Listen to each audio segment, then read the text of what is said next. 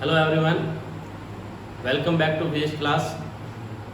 Last class में हमने discuss किया था इलेक्ट्रोस्टैटिक पोटेंशियल, जिसकी डेफिनेशन हमने पढ़ी थी। उसमें हमने कहा कि amount of work done in bringing a unit positive charge from infinity to a point in the electric field. ठीक है, हिंदी में जिसको हम कहते हैं कि किसी बिंदु आवेश को अनंत से विद्युत क्षेत्र के अंदर लाते हैं, तो विद्युत क्षेत्र के विरुद्ध किए गए कार्य को विद्युत विभव कहा जाता है, इलेक्ट्रोस्टैटिक पोटेंशियल बोला जाता है। फॉर्मूला वो हमने पढ़ा था V = W/Q0। फॉर्मूला याद है इलेक्ट्रोस्टैटिक पोटेंशियल के लिए V = W/Q0। ठीक, ये फॉर्मूला था अपने पास। अब पोटेंशियल को अगर हमें इलेक्ट्रिक फील्ड के साथ रिलेट करना हो, क्योंकि देखो हमें अलग अलग ऑब्जेक्ट की वजह से अलग अलग पॉइंट्स पे इलेक्ट्रोस्टैटिक पोटेंशियल कैलकुलेट करना है, then we have to relate electrostatic potential with electrical intensity. तो सबसे पहले हम यहाँ पर रिलेशन पढ़ते हैं, relation in between E and V, means relation in between electric field intensity and electrostatic potential. Relation derive करें फिर चलो स्टार्ट करते हैं। सबसे पहले हेडिंग डाल दें, रिलेशन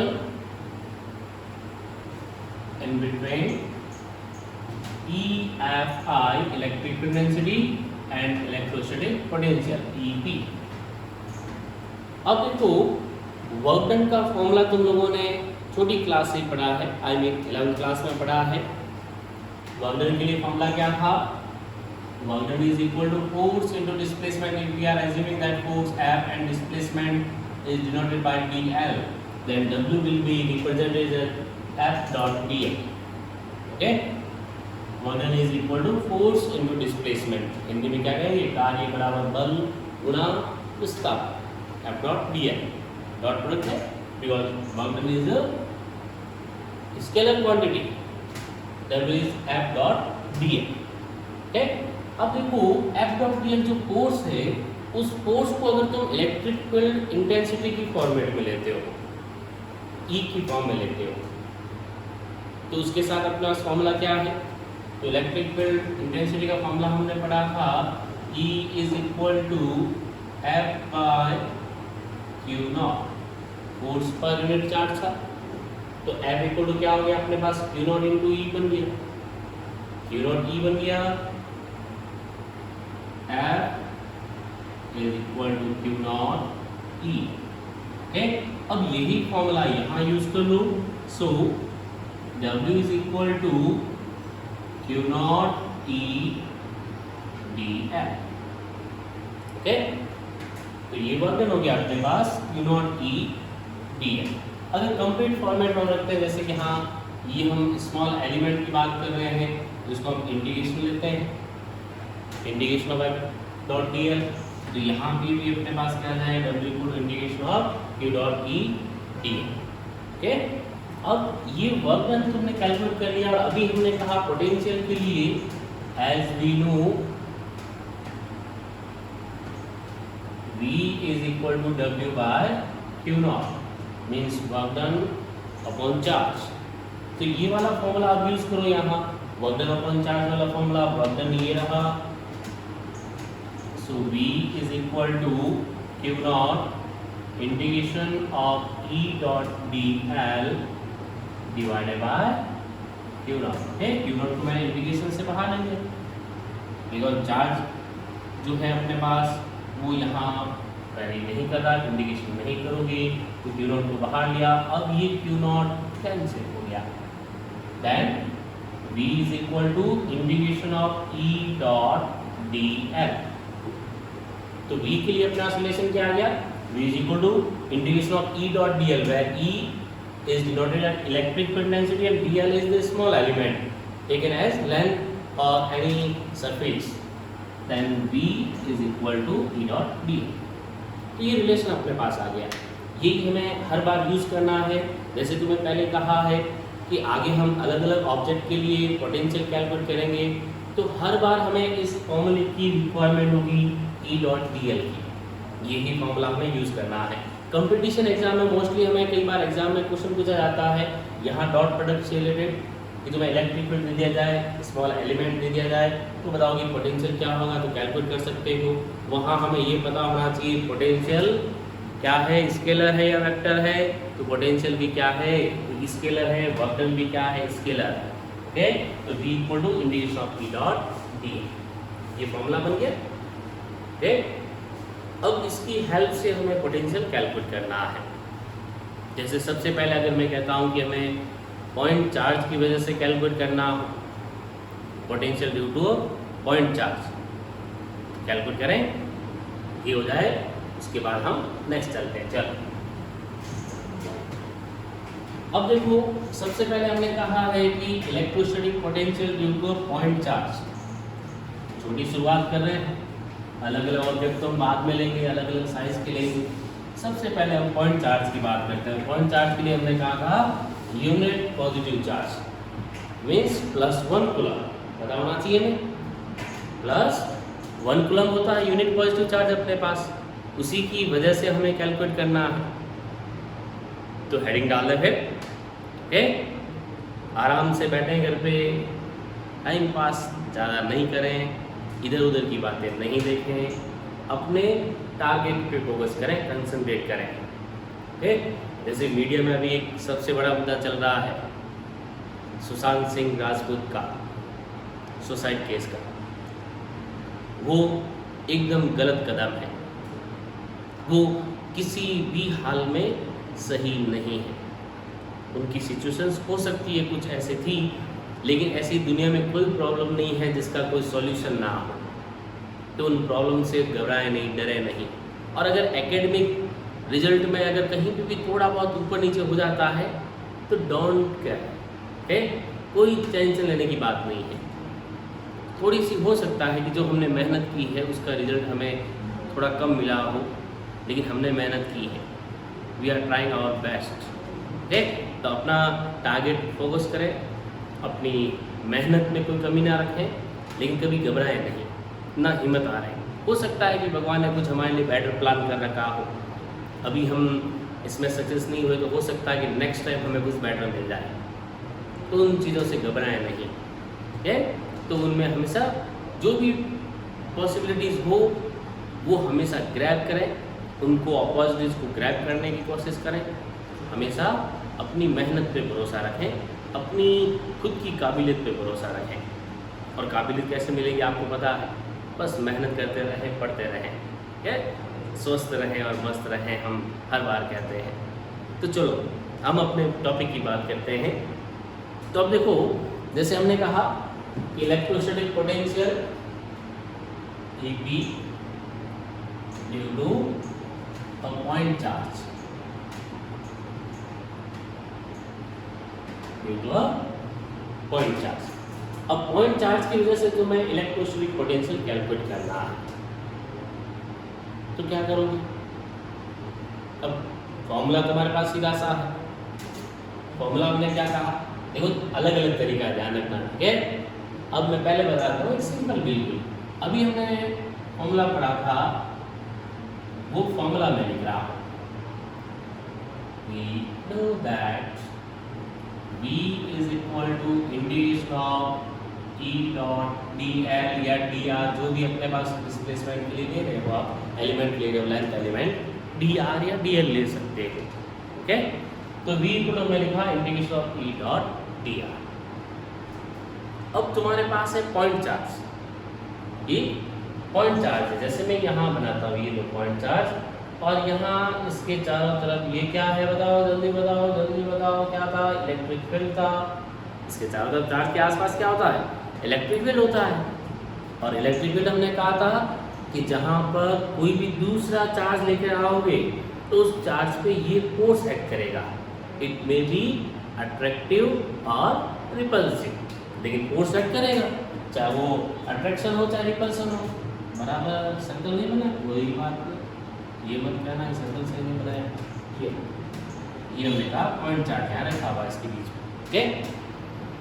चलो अब E डॉट dr वाला फॉर्मूला जो मैं यूज करना है, मैं कहता हूँ कि यहाँ इतनी डिस्टेंस पे, यानी कि ये r डिस्टेंस पे वो चार्ज रखा हुआ है, r डिस्टेंस पे रखा हुआ चार्ज, r डिस्टेंस हम बीच की ले रहे हैं। तो यहाँ इलेक्ट्रिक फील्ड का फॉर्मूला क्या यूज लोगे?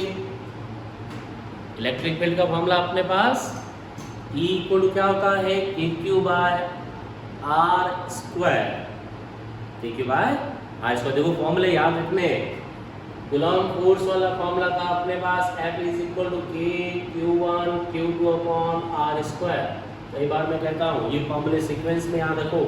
4 फॉर्मूले तुम्हारे पास आते हैं K Q1 Q2 R के फॉर्मेट में। फिर सेकंड हमने इलेक्ट्रिक इंटेंसिटी वाला पढ़ा, वो था अपने पास KQ बाय R स्क्वायर। इनमें कॉमन क्या था? दोनों में देखो फोर्स भी क्या है, R स्क्वायर के इनवर्सली प्रोपोर्शनल है। इलेक्ट्रिक फील्ड भी क्या है, R स्क्वायर के इनवर्सली प्रोपोर्शनल है। ये दोनों में कॉमन है कि ये दोनों ही R square means inverse square law follow करते हैं ये दोनों। ठीक है, R स्क्वायर के इनवर्सली प्रोपोर्शनल होने का मतलब इनवर्स स्क्वायर लॉ फॉलो करते हैं। तो अब देखो इलेक्ट्रिक फील्ड का फॉर्मूला तुम्हारे पास है, तुम ऑलरेडी उसको जानते हो। ठीक है, अब इलेक्ट्रिक फील्ड की डायरेक्शन जैसे हमें पता है, एलिमेंट और दोनों सेम डायरेक्शन में है, सरफेस के परपेंडिकुलर है, यानी कि यहाँ आउटवर्ड्स है, तो v को हम लिख देते हैं जैसे integration of e dr, because cos 0 degree आएगा, cos 0 मींस 1, तो ये हो गया v को इंटीग्रेशन e dr। ओके, बराबर है यहाँ तक। अब e का फॉर्मूला तुम्हारे पास है, ये रहा जो अभी हमने लिखा और पहले तो हमने पढ़ लिया था, E को KQ बाय R स्क्वायर। तो वो फॉर्मूला अब E वाला यहाँ यूज करो, तो V को क्या बन गया अपने पास, integration of KQ by R square dr। Okay, अब मैथ्स वालों को तो ये सिंबल दिखते ही बिल्कुल मजा आ जाता है, बहुत इजी काम है। बायो वालों को दिखती है एकदम से भूत दिखाई देता है, अब क्या करेंगे, ऐसे घबराना नहीं, सिंपल देखो फॉर्मूले हैं कुछ। आप लोगों को 11th-12th में ये पढ़ाया जाता है, बायो वालों खास तौर से ना, मैथ्स वालों को तो हम कहते हैं कि ये इंटीग्रेशन के फॉर्मूले आपको पता होने चाहिए और आपको ये बुक जबानी होनी चाहिए, एकदम से दिखते ही क्लिक करना चाहिए माइंड में कि ये आ गया मतलब ये होना चाहिए। जैसे ही बोर्ड पे हमें दिखाई दे हमें फॉर्मूला याद होना चाहिए। लेकिन प्रॉब्लम कहाँ आती है, बायो वालों के साथ। तो उनके लिए कुछ यूनिक फॉर्मूले हैं जो तुम्हें बताए गए हैं। उसमें देखो x to the power n वाला फॉर्मूला हमेशा याद रखो। अपने 90% केसेस में इंटीग्रेशन का e की फॉर्मूला यूज होता है x to the power n। तो ये तो याद करें हम, क्योंकि ये हमें बार बार रुकावट पैदा करेगा। तो इससे बड़ा से अच्छा ये है कि हम उसका सॉल्यूशन ढूंढ लें। तो एक सॉल्यूशन अपने पास सीधा सा ये x to the power n dx। याद क्या रखना है, पावर में 1 ऐड करो और उसी नंबर से डिवाइड कर दो, और कुछ नहीं करना है। पावर में 1 ऐड कर दो, उसी नंबर से डिवाइड कर दो। जैसे यहाँ x to the power n, where n is any number, then x to the power n plus 1 upon n plus 1। Formula हो गया। फॉर्मूले से ज़्यादा याद क्या रखना, जो पावर है सीधा माइंड में ये याद रहना चाहिए, पावर में 1 ऐड कर दो, उसी नंबर से डिवाइड कर दो, बस बात खत्म। ये फॉर्मूला बन गया बस, ये अपने पास, और वही हमें यहाँ यूज़ करना है। लेकिन अब यहाँ तुम्हारा इंटीग्रेशन हो रहा है r के रेस्पेक्ट में और r आ रहा है डिवाइड में। फॉर्मूला तो वही है, लेकिन ये 1 upon x to the power n है। तो 1 upon x to the power n के लिए क्या करोगे, ऊपर ले जाओ तो x to the power minus n dx हो गई। तो वापस फॉर्मूला तो ये है, अब जो पावर है उसमें माइनस n है तो minus n plus 1 upon minus n plus 1, बस, और कोई डिफरेंस नहीं है।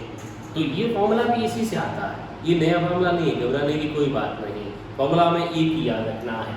Okay, then KQ upon R square dr, ये रिलेशन हमने लिखा।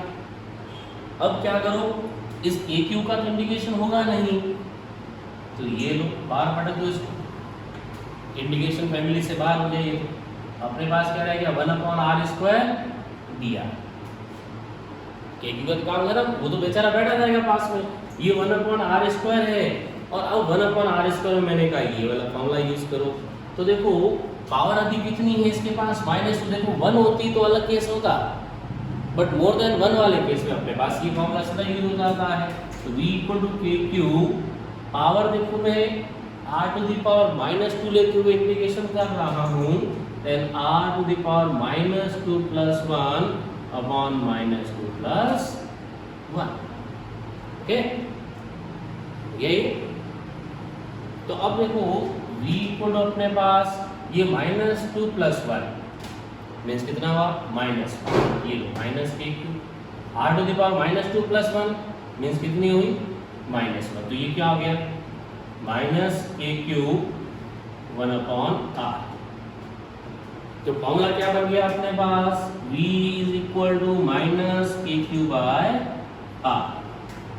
अब तुम पूछोगे सर पोटेंशियल का तो सिंबल नेगेटिव कैसे आ गया, ये तो स्केलर क्वांटिटी तो माइनस सिंबल क्यों आया अपने पास, माइनस तो आना नहीं चाहिए, क्योंकि अगर माइनस आ रहा है इसका मतलब वो वेक्टर क्वांटिटी में मोस्टली देखते हैं कि उसमें मैग्नीट्यूड नेगेटिव भी होता है पॉजिटिव भी होता है।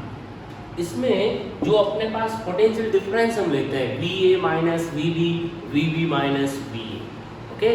और अगर उसको भी आप सॉल्व करना चाहते हो तो जो फॉर्मूला है, जो रिलेशन एग्जैक्टली अपने पास इन दोनों का रिलेशन है वो नेगेटिव साइन के साथ हम लेते हैं, माइनस के साथ लेते हैं विद नेगेटिव सिंबल। तो माइनस के साथ जब अपने पास ये रिलेशन लोगे तो यहाँ माइनस मीन्स ये अपने पास फाइनली माइनस माइनस क्या बन जाएगा प्लस, तो v इक्वल टू क्या बन गया के क्यू बाय आर। तो रिलेशन हर बार हमें पॉजिटिव में ही लेना है, v is equal to K Q by are. Plus का ही लेना है, ध्यान रखना नेगेटिव साइन हमें नहीं लेना है, या तो रिलेशन में साथ में लो। तो ये v equal to K Q by R. अब जो फॉर्मूले तुम्हें अभी बताए थे दोनों, उसी के साथ एक फॉर्मूला और ऐड हो गया कि v equal to K Q by are.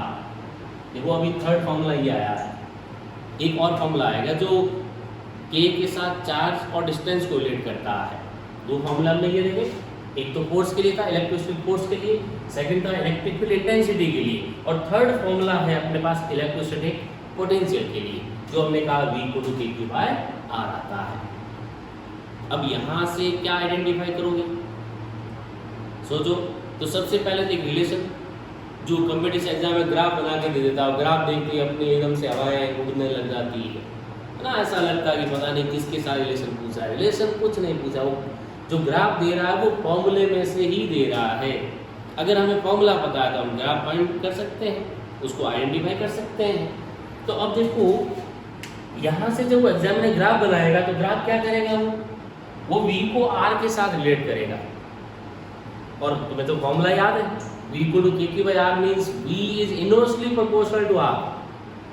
v is inversely proportional to r, inversely होता है तो ग्राफ बच्चों का ज्ञान है बस, और कुछ नहीं। ये रहा, ये लो सर, ये रहा v, ये रहा r। ग्राफ कैसे बनाओगे, इनवर्सली प्रोपोर्शनल मतलब ये इंक्रीज होगा तो ये डिक्रीज होगा, और ये डिक्रीज होगा तो ये इंक्रीज होगा। मतलब जब ये मिनिमम है तब ये मैक्सिमम है, तो ये लो। अब ग्राफ में कहाँ ले जाऊँ, यहाँ से स्टार्ट करने के बाद, तो जब ये इंक्रीज करोगे तो इसको डिक्रीज करोगे, मतलब ये ग्राफ ऐसे स्लोप में आएगा, तो ग्राफ बन गया। ओके, डायरेक्टली प्रोपोर्शनल हमने कहा था कैसा बनता है ग्राफ, स्ट्रेट लाइन होती है। इनवर्सली प्रोपोर्शनल हमेशा स्लोप आती है, क्योंकि जब ये क्वांटिटी इंक्रीज करोगे तो ये डिक्रीज होगी, तो अपने पास ग्राफ बन गया बस, बी और आर। ओके, अब इसी चीज को तुम सेकंड मेथड से सॉल्व कर सकते हो। सेकंड मेथड कौन सा अपने पास, जो हम कहते हैं कि डेफिनेशन जो अपने पास है अमाउंट ऑफ वर्क डन वाली, हाँ, जिसमें हम कहते हैं कि चार्ज इन्फिनिटी से लेकर आओ, तो इन्फिनिटी से लाने के लिए हमें वर्क करना पड़ेगा, और वही वर्क डन हम कहते हैं कि पोटेंशियल के इक्वल होता है, तो उसी से भी हम सॉल्व कर सकते हैं। ओके, ये तो बिल्कुल अपने पास सिंपल ट्रिक है, जिसमें हमने कहा v equal to minus integration e dot dr, उससे हमने सॉल्व किया v equal to K Q by are.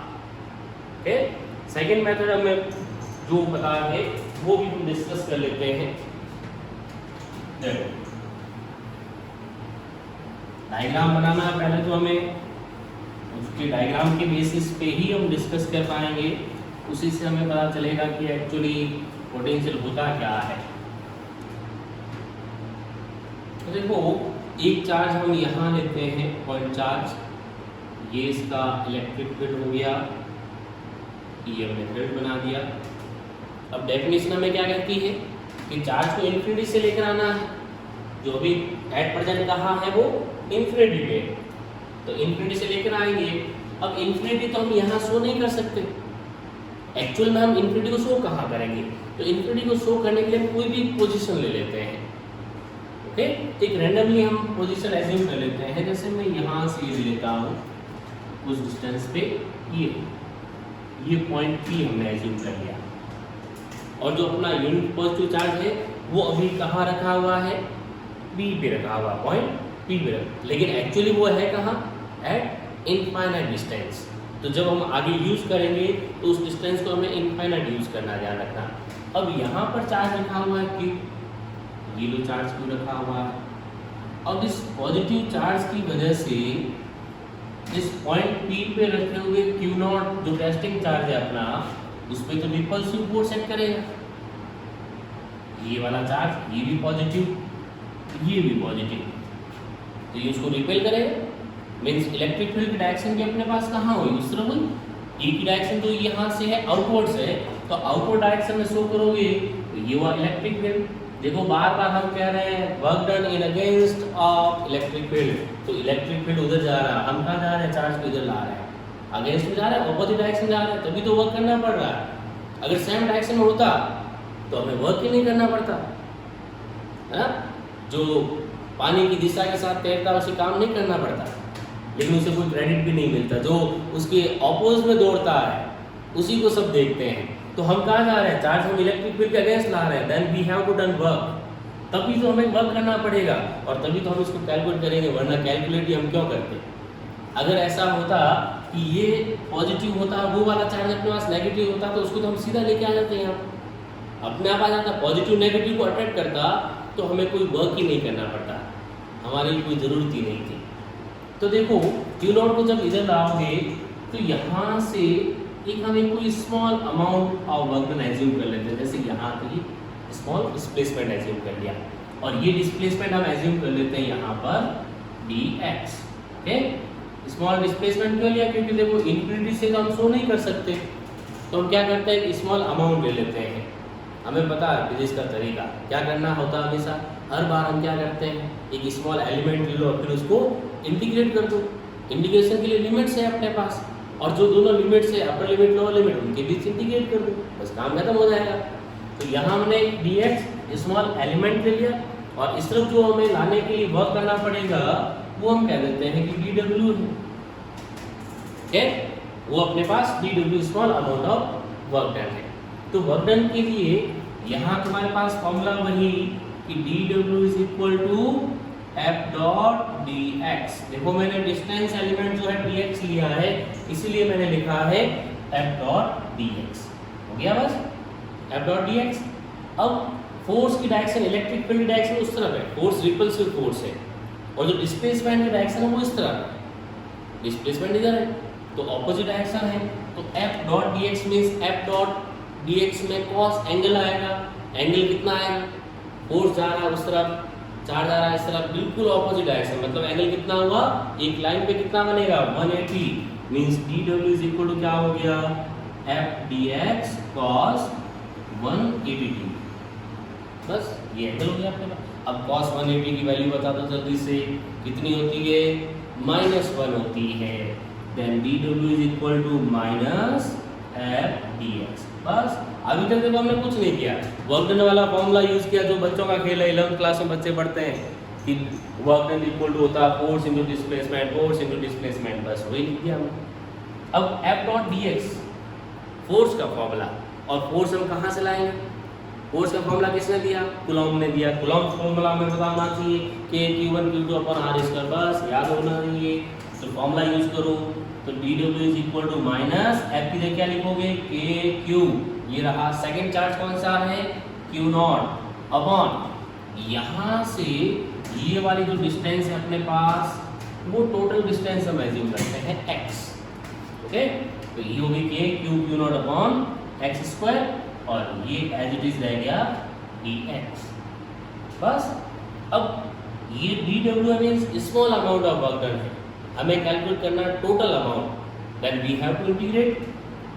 w is equal to k q, ये माइनस देखो बाहर रखना, q0 integration of 1 upon x² dx। अब 1 अपॉन x² वाला अभी फॉर्मूला बताया था, x to the power n वाला वही फॉर्मूला यूज करो बस, minus k q q not. वापस बोल देता हूँ मैं, x to the power n क्या करना होता है, पावर में 1 ऐड करते हैं और उसी नंबर से डिवाइड कर देते हैं। तो यहाँ एक्स टू द पावर कितनी होगी, -2 बनेगी। तो एक्स टू द पावर कितनी रहेगी, -2 + 1 अपॉन -2 + 1, वही सेम नंबर।